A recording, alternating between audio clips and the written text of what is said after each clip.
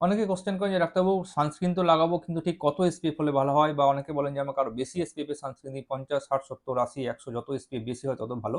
আমরা শুনে নিই এই কনসেপ্টটা অ্যাকচুয়ালি সত্যি কি মিথ্যা। সানস্ক্রিনের এসপিএফ বাড়লে স্কিনের যে সান প্রোটেকশন সেটা কিন্তু পর্যাপ্ত পরিমাণে বাড়ে না একটা লেভেলের পর। আমরা দেখি যে এসপিএফ 30 এবং এসপিএফ 50-র মধ্যে সান প্রোটেকশনের ডিফারেন্স কিন্তু খুব কম, 1-2% মতো হতে পারে, এবং যদি 50-র পরে আরও যখন বাড়তে থাকে তখন নেগলিজিবল হয়। এই জন্য এফডিএ এর যে গাইডলাইন্স রয়েছে সেখানে বলা হয় সানস্ক্রিনের প্যাকেজিংয়ের উপরে এসপিএফ 50-র উপরে হলে মেনশন করার দরকারই নেই সেটা এসপিএফ 50 না 60 না 70 বা 100।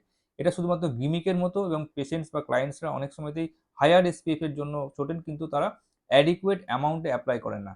অ্যাডিকুয়েট অ্যামাউন্টে অ্যাপ্লাই করলে এসপিএফ 50 যা প্রোটেকশন দেবে তার চেয়ে অ্যাডিকুয়েট অ্যামাউন্টে অ্যাপ্লাই না করলে এসপিএফ 100 কিন্তু কম প্রোটেকশন দেবে। সেই জন্য এসপিএফ হায়ার বা লোয়ারের দিকে নয়, অ্যাডিকুয়েট অ্যামাউন্টের দিকে নজর দিন, এবং এসপিএফ 30-র উপর হলেই চলবে।